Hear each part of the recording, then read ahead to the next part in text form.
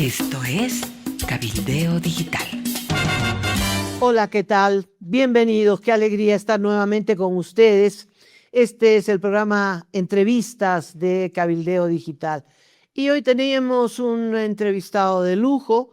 Es el director del periódico El País de Bolivia, El País de Tarija. Jesús Cantín, bienvenido, qué alegría. Un abrazo cordial. Justo también que menciones el país de Bolivia, ¿no? A veces estamos tan al sur, pero igual hacemos información nacional, ¿no? Bueno, Jesús está invitado porque el periódico El País ha hecho una investigación extraordinaria sobre los ferrocarriles de Bolivia, con sus dos ramales, ferrocarril andino, ferrocarril oriental. La vinculación de estos ferrocarriles, nada menos que con el ministro de Economía, y por otra parte, el vínculo natural, porque accionariamente la gestora es socia de la mitad de estos ferrocarriles, y esta relación con una manipulación política que termina en créditos, en deudas, en fin. Qué investigación tan buena. Vamos a irla desmenuzando, Jesús. Primero, ¿cómo encontraron y a qué funcionarios encontraron como exdirectores de ferrocarriles andinos? Por favor. Sí, gracias, Amalia. Bueno, aclarar que esto es una parte de un conjunto de investigaciones que llevamos publicando desde julio, sobre todo a partir de los recursos de la gestora, ¿no? Nos hemos interesado mucho en saber dónde se estaba invirtiendo ese dinero, que al final es clave para los jubilados bolivianos. Y bueno, de ahí han ido apareciendo varias inversiones y una de ellas era precisamente esta del ferrocarril. Ya hemos estado publicando varias cosas y, claro, estos días ha vuelto a ser noticia precisamente por la cumbre ferroviaria y todo el proyecto que se está poniendo en marcha para hacer el corredor bioceánico que una precisamente estos dos ramales, ¿no? La ferroviaria oriental y la ferroviaria andina, ¿no? Es un proyecto sobre el que no tenemos absolutamente nada que decir. Está muy bien, además más si además se pretende llevar por Tarija y tal, pero bueno, lo fundamental es la transparencia, ¿no? Entonces, yendo a tu pregunta, claro, hemos encontrado, hemos hecho un trabajo muy exhaustivo sobre ferroviaria, ya vamos a ir replanando, pero, claro, hemos encontrado dos personas que estaban íntimamente ligadas, digamos, con la estructura privada, digamos, ¿no? Privada, semiprivada. Ya vamos a hablar de eso también. Que son el ministro Gabriel Espinosa, que era director suplente desde 2015, y también Cintia Aramayo, que fue, o sea, que lleva en la ferroviaria desde 2000, digamos, o sea, ha ido subiendo en 2015, precisamente con la inclusión con la aparición de Carlos Gil en el accionariado, asume la gerencia general y hoy es la coordinadora general interina de la unidad técnica ferroviaria del Ministerio de Obras Públicas. O sea, al final la persona que va a decidir sobre las políticas públicas de los trenes, de la ferroviaria. O sea, el ministro Espinosa fue director de los ferrocarriles cuando Carlos Gil, el empresario paraguayo-venezolano, se hizo de los ferrocarriles. Espinosa Sí, asumió como director. ¿Por cuánto tiempo, Jesús? ¿Fue o sea, un tránsito pasajero? O sea, fue director suplente, o sea, parte del directorio donde se toman las decisiones importantes desde 2015 hasta 2022. En el directorio, pues ya saben que está la mayoría de acciones de la parte privada, digamos, controlada por Carlos Gil, y también la parte de las gestoras, las AFPs, que en ese momento eran, en ese momento la gestora pública, en ese momento eran las AFPs y fue nombrado, digamos, por Futuro, ¿no? Era suplente delegado de AFP Futuro, pero en la gestión de Carlos Gil. Ese es el punto central en la gestión de Carlos Gil. Y Cintia Aramayo era gerente general de Ferrocarriles Andinos y ahora es alta funcionaria encargada de toda la política de ferrocarriles, dependiente en este caso de obras públicas, me imagino, ¿no? Claro, sí.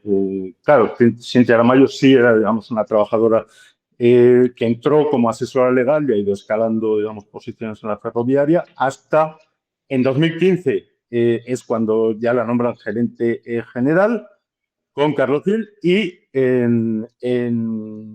se desvincula en mayo de 2024. O sea, hace poquito.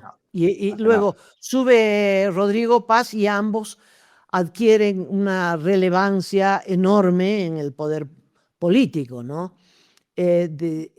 Ambos vinculados con Carlos Gil. Ahora, ¿por qué es interesante esto? Porque se ha dicho y se ha leído, y Carlos Gil lo ha expresado públicamente a través del periódico La Razón, donde él manejaba el grueso de las acciones, que él está interesado en esta red ferroviaria que haga un corredor férreo bioceánico, es decir, que una Brasil con Chile o Brasil con Perú, es decir, entre el Atlántico y el Pacífico. Y el más interesado en esta inversión es Carlos Gil, ¿verdad?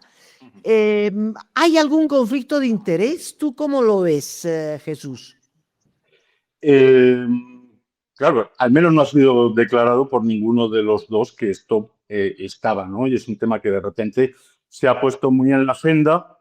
La ferroviaria es una concesión, tiene concesión hasta 2036 y evidentemente este proyecto es muy importante, digamos, ¿no? Es importante, o sea, va a manejar un gran volumen, seguramente de haberse hecho antes, porque no es que haya aparecido ahora, sino que está en los papeles desde hace tiempo, ¿no? Desde los gobiernos de Paz Extensor, vamos a hacer la conexión de las líneas férreas y ya si eso además lo metes en un corredor internacional, pues es positivo para el país. Imagínate el combustible que hubiéramos ahorrado, digamos, en vez de tener que llevar camiones, haberlos podido llevar en los grandes volúmenes por la red. Pero bueno, hay un conflicto de intereses que como mínimo hay que explicarlo, ¿no? O sea, hay que ver las vinculaciones y ver en qué medida, pues bueno, pueden estar en ciertas decisiones. Al final, la unidad técnica de ferrocarriles, que depende del Ministerio de Obras Públicas, es la que va a hacer los términos,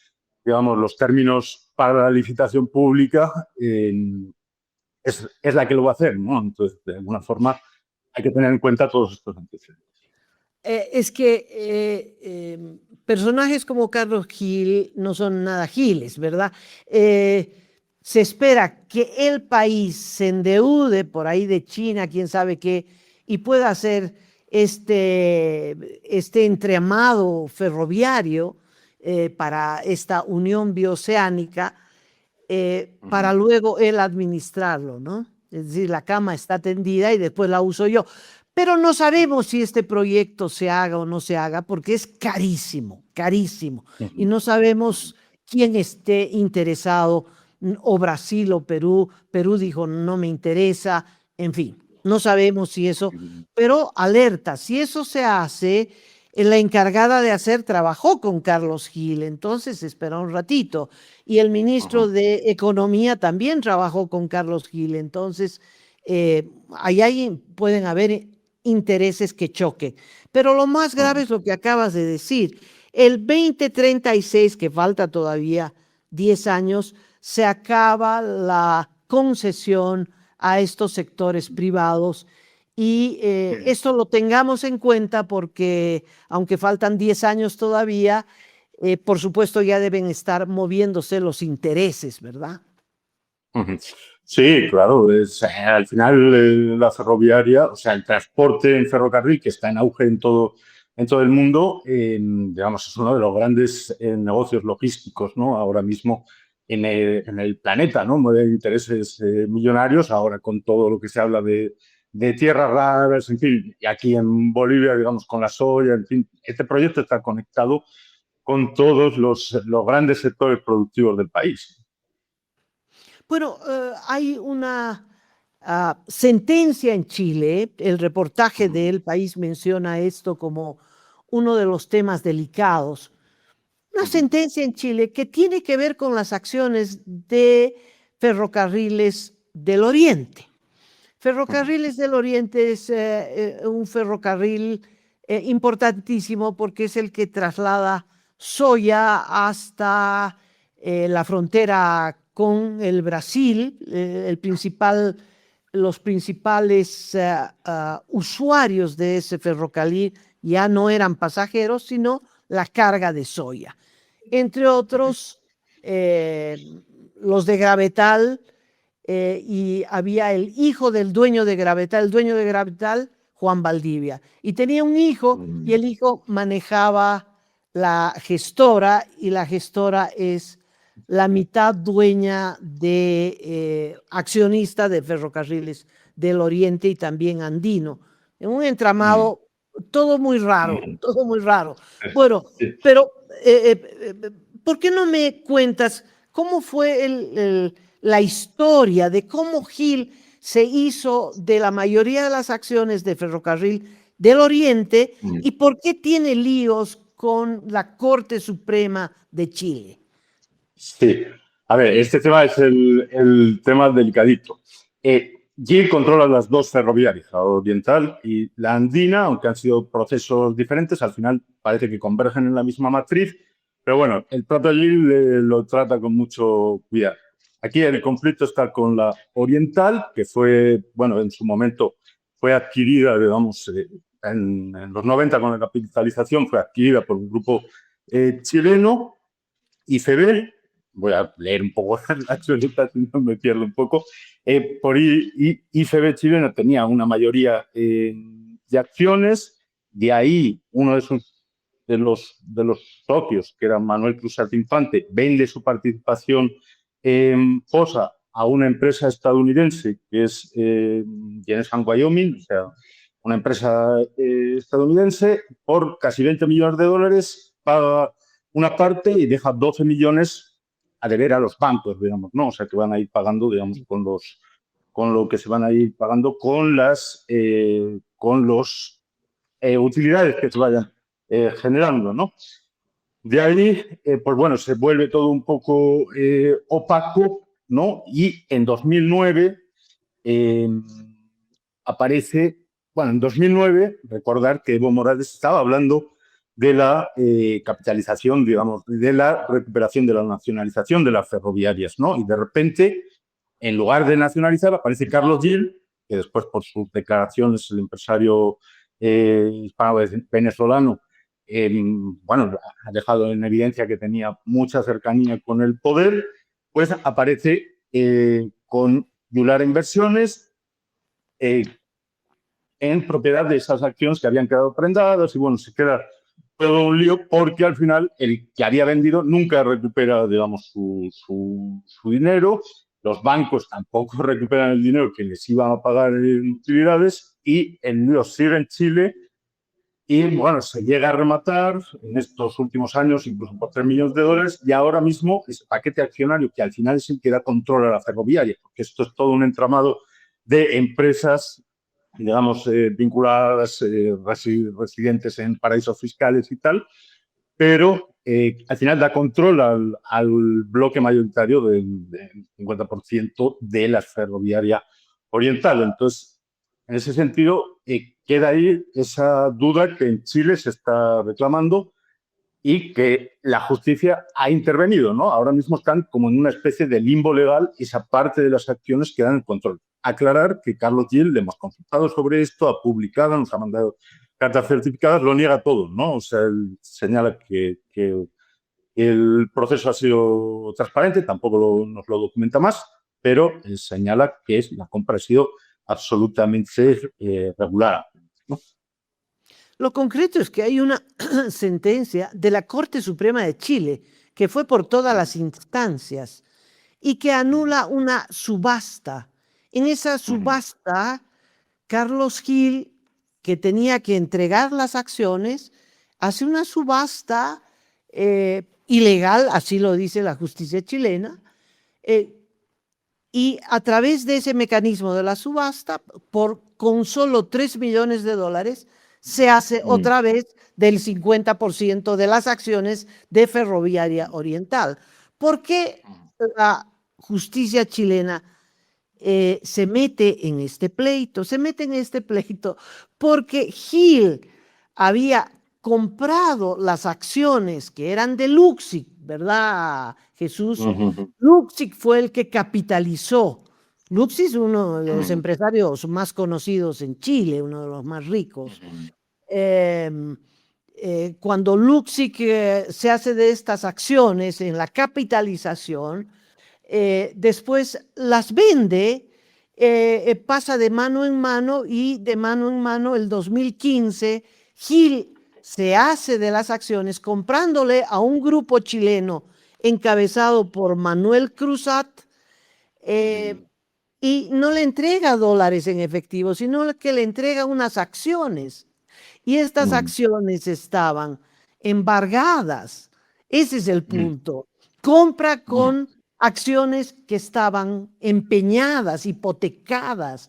Y por eso es que la justicia chilena dice, no, esto es ilegal, no puedes comprar, no puedes usar acciones hipotecadas, embargadas, para hacerte de las acciones de Ferrocarriles Bolivianos.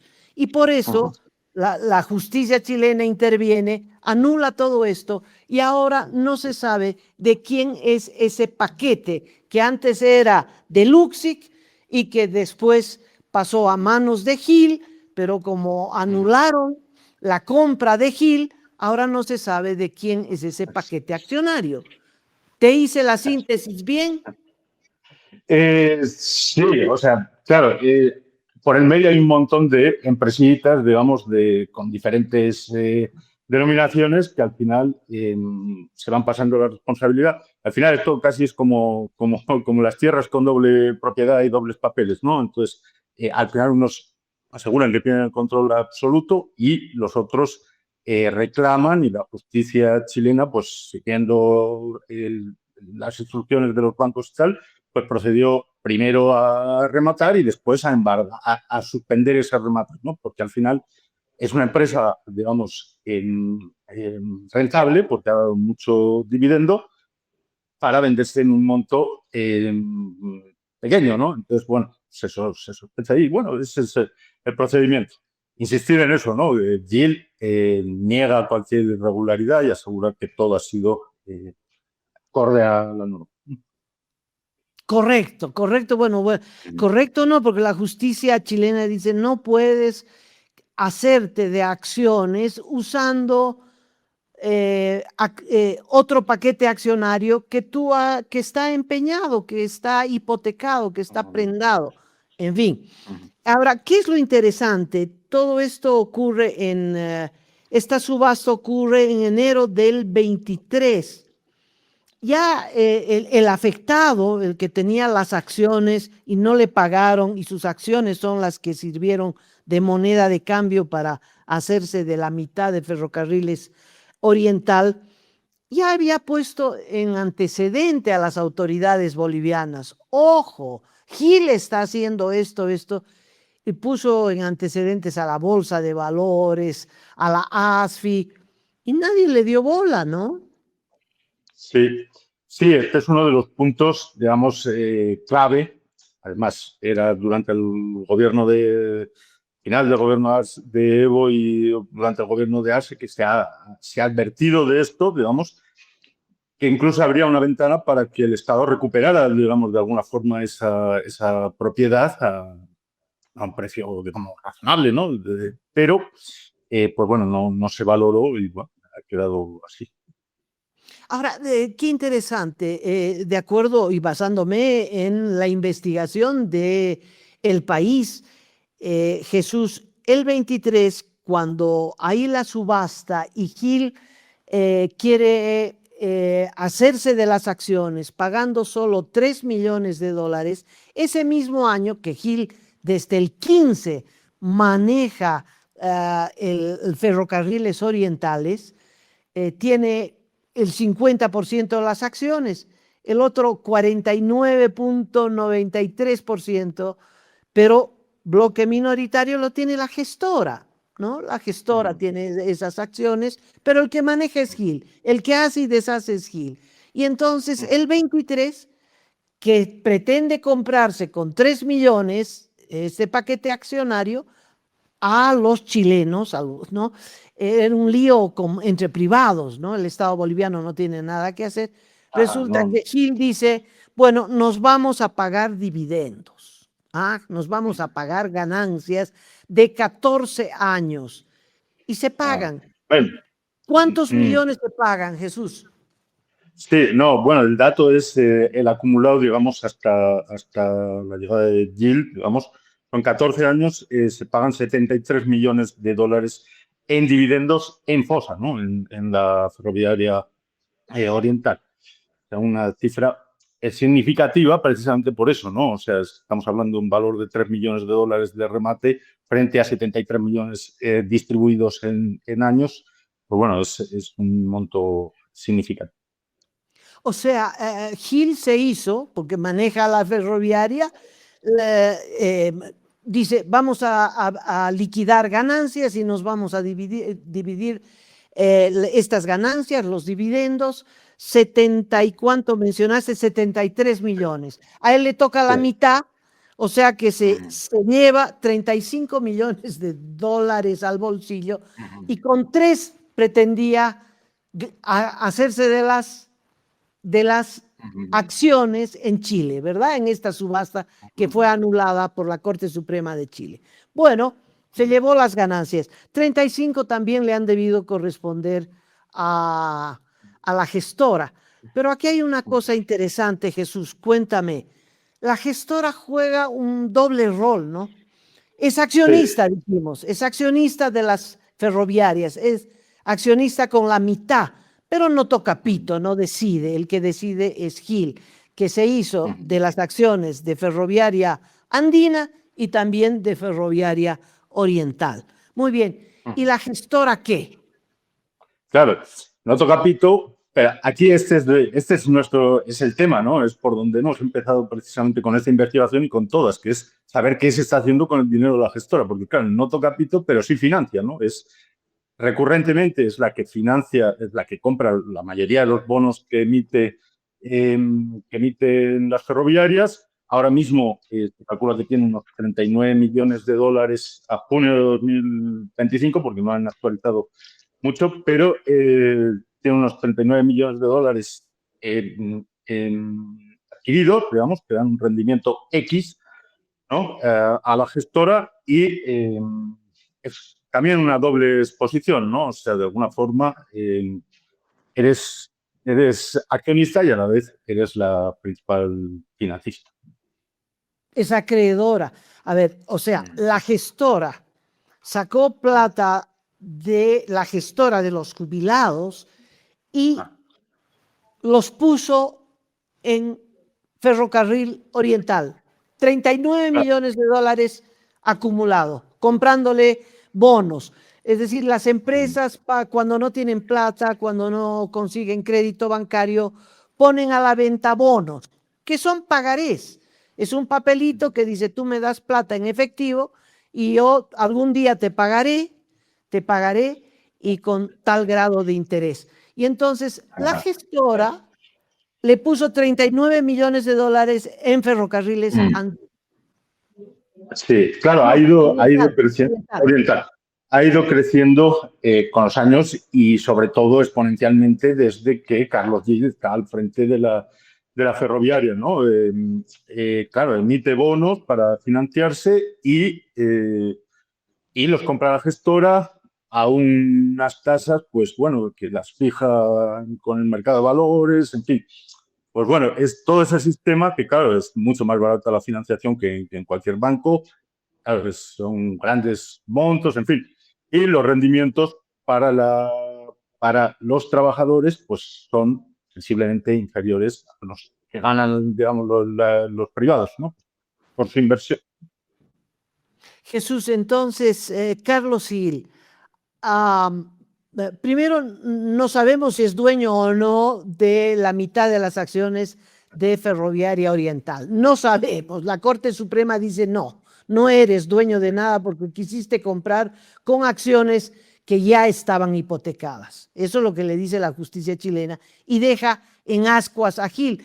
Pero en Bolivia lo reconocen a Gil como el accionista, ¿no? Lo reconocen tanto así que le siguen prestando plata. Eh, el principal financiador de Carlos Gil es la gestora, especialmente en el gobierno anterior.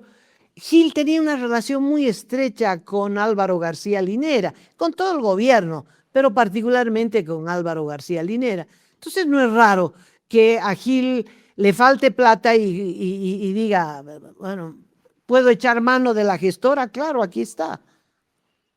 Y los créditos fueron subiendo, subiendo, subiendo, de 10 millones, entiendo, a Sí, 39. a 39, casi 40 millones. Sí, 40 millones. En junio de 2025 ha podido variar, pero no se han actualizado, digamos, estos montos hasta abril de 2026. Claro, bueno, estos grandes empresarios son amigos de cualquier gobierno también, ¿no? Eso es un poco lo que también lo que va a investigar este tipo de cosas para tener claro el marco de juego, sobre todo cuando estamos hablando de proyectos tan grandes a largo plazo, ¿no? ¿Sabes si en este gobierno la gestora le siguió dando plata a Ferrocarriles del Oriente? O sea, no tenemos el detalle, lo tenemos hasta junio de 2025, no se ha emitido más información pública. Pero aquí está la susceptibilidad de que un exfuncionario de Ferrocarriles es el ministro de Economía, ¿no? Pequeño problema. Y por otra parte, el gerente de el gerente de la gestora es nombrado porque es interino por el ministro de Economía. En fin, hay un problema, ¿no? Como que Gil siempre cae parado ahí. Sí, sí, bueno, tampoco creo que lo tuviera planificado a largo plazo, que si nos acabara de ministro, pero No, bueno, no. pero sí que, claro, las coincidencias son importantes, ¿no? Entonces, bueno, conocen bien el negocio, saben cómo funcionan y, bueno, hay que ser optimistas y esperemos que lo dejen, que hagan lo correcto, ¿no, Amalia? No, eso es lo que uno espera, ¿no? Está bien, fue funcionario durante 6 años, fue director suplente, pero uno confía en que Espinosa sea una plomada ética y que no prime ningún Sí, interés particular, en fin. claro. Pero surge un dato que también publica esta investigación del país Bolivia, Jesús, que tiene que ver con el pago de un bono euro. Es decir, eh, Ferrocarriles no solo ya privatizado, ya en manos de Carlos Gil, em, no solo se prestó de la gestora, sino que la gestora y Claro. Ferrocarriles emitieron un bono que se llamaba Eurobono y lo colocaron, vendieron este bono y este bono cumplió, había que pagar. Llegó el tiempo en que hay que devolver la plata a quienes tienen estos bonos, que son los tenedores. ¿Quién emitió estos bonos? Aclárame, Jesús. ¿La gestora o Ferrocarriles? Eso, o sea, es el tema de la gestora, ¿no? De lo que se habla es lo que vincula, digamos, el reportaje es precisamente este procedimiento, ¿no? O sea, que se ha pagado en dólares a los eurobonos, mientras que la gestora pagará en bolivianos los bonos que adquirió de los ferrocarriles, ¿no? En ese sentido, y son varias las empresas, no solo ferrocarriles, en esto está pasando, ¿no? O sea, el valor del boliviano está bajando y con esta bicicleta, digamos, que ha hecho el gobierno, pagando dólares y convirtiendo la deuda a largo plazo en bolivianos, pues de alguna forma, digamos, los rendimientos serán menores. Entonces, Jesús, la gestora le prestó a Ferrocarriles 38 millones de dólares a través de bonos. En otras palabras, Ferrocarriles le debe a la gestora 38 millones de dólares, pero posiblemente le pague en bolivianos, ¿no? Y entonces la gestora va a perder. Y la gestora son los trabajadores de Bolivia, la gestora no es una oficina pública, la gestora somos todos los aportantes y los jubilados. Y esto es preocupante porque hay un antecedente que lo menciona también el reportaje, que son los eurobonos. Había unos eurobonos, el gobierno emitió eurobonos y la gestora pues se vio obligada a comprar los eurobonos y compró un montón de eurobonos y parece que no le están devolviendo en dólares. ¿Cuál es la historia? Claro. Claro, esto recién acaba de pasar. Había en eurobonos 356 millones de dólares emitidos. El 26 de marzo vencía y más o menos la mitad está en poder de la gestora. La otra mitad a los diferentes inversores se les ha devuelto el dinero en dólares. Más o menos la mitad, serán unos 175 millones de dólares, se les ha devuelto en dólares y a la gestora se le ha canjeado, digamos, por instrumentos de deuda en boliviano, ¿no? Con lo cual, pues bueno, ya sabemos lo que ha pasado, digamos, o sea, el tipo de cambio oficial que había el 26 de marzo, con lo cual, pues bueno, ya sabemos lo que está pasando con los dólares y cómo va a perder, y es más o menos lo mismo que pasará con Ferrovial. A ver, o sea, el gobierno anterior colocó bonos que se llamaban eurobonos. Mencionaste cuánto, 356 millones de dólares, que el 356 gobierno millones. recibió, es un pagaré, es una deuda. Muy bien, se cumplió el plazo, hay que pagar la deuda. A todos los extranjeros les pagó en dólares y a la gestora en bolivianos. Así es, no le ha pagado, sino que le ha dado pagarés, digamos, en bolivianos. O sea, ni siquiera le pagó, ni siquiera le pagó. Le dio un papelito, te voy a pagar, quién sabe cuándo, en bolivianos. Y entonces cuando le pague, digamos, a fin de año, pues ya no recuperará lo que invirtió, ¿no? Será mucho menos. Sí, o sea, todavía hay una devaluación de facto en la calle, ya tenemos el dólar referencial para según qué operaciones y bueno, pues en algún momento será oficial. El canje el 26 de marzo ha sido al tipo de cambio oficial. Al oficial, sí, pero como todavía no recibió la plata, cuando la gestora diga yo necesito esa plata al cambio oficial, eh, todo el mundo sabe que va a perder, que va a perder. Cuanto más tarde en el tiempo, si es el próximo año o si es dentro de 2 años, esa plata va a ser nada, porque ahora está en bolivianos. Le prestó en dólares y ahora tiene la plata en bolivianos. Cuando se la devuelva con esos bolivianos, no va a comprar los dólares que se los prestó al gobierno, ¿no? Bueno, Así es. bueno, la gestora pierde y pierde. Acá está en riesgo, Jesús, eh, la, primero las acciones, ¿no? No sabemos si la ferrocarril vaya a pérdida, a ganancia. Lo cierto es que Ferrocarriles está viviendo de la gestora y en Ferrocarriles Orientales ni siquiera sabemos quién es el dueño de la parte privada. Ahí la gestora tendría que tomar acciones y hacerse de esa parte privada. En vista de que no hay el dueño legal, pues yo ocupo ese espacio. ¿No crees?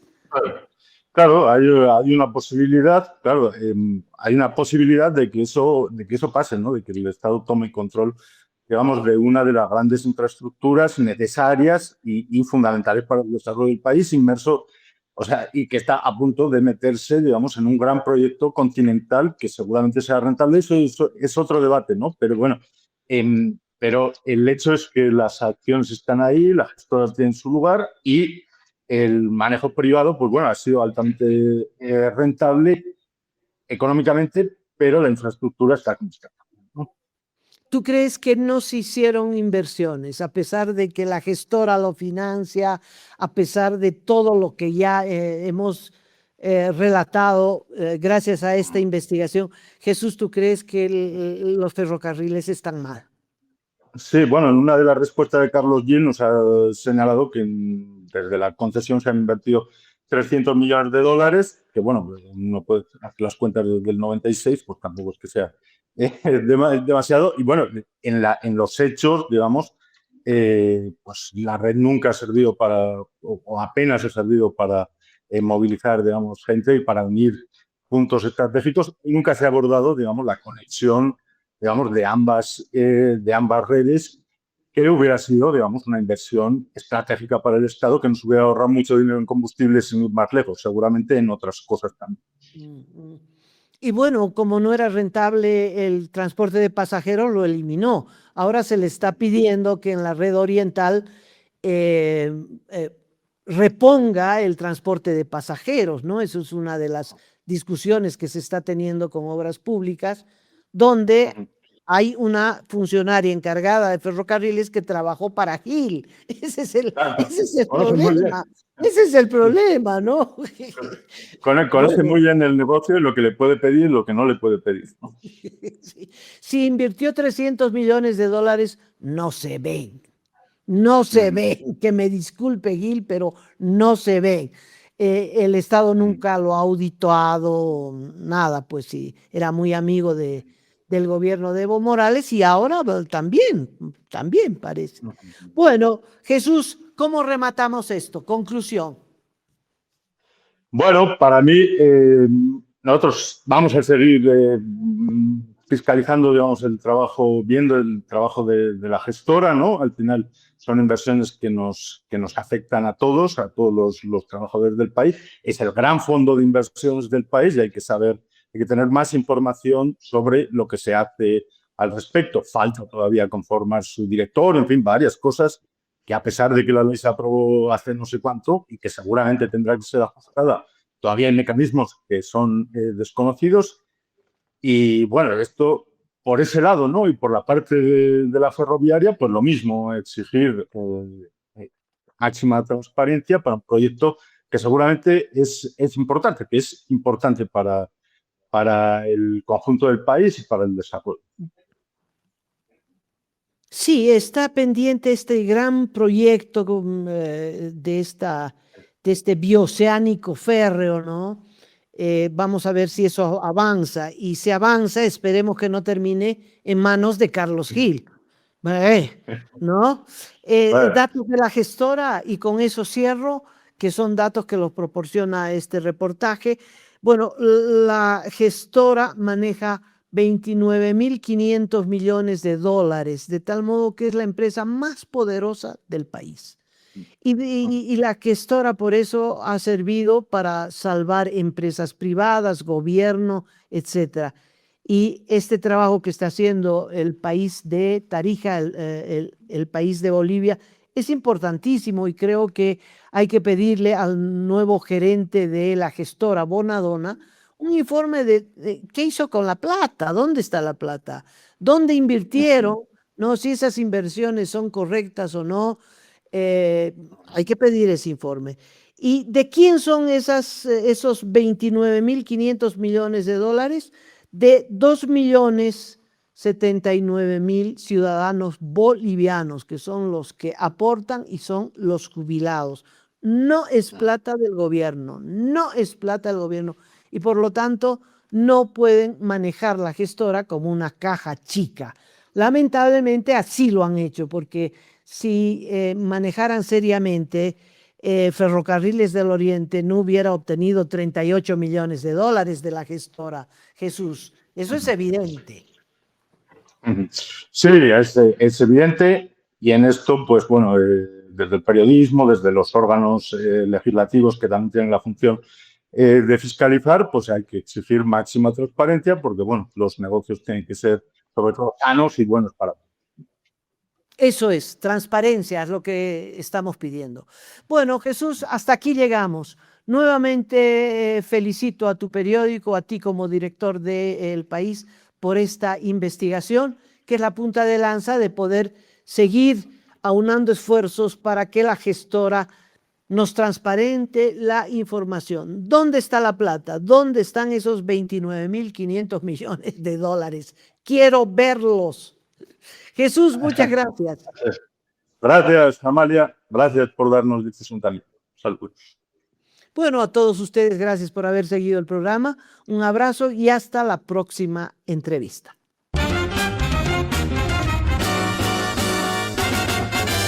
Esto es Cabildeo Digital.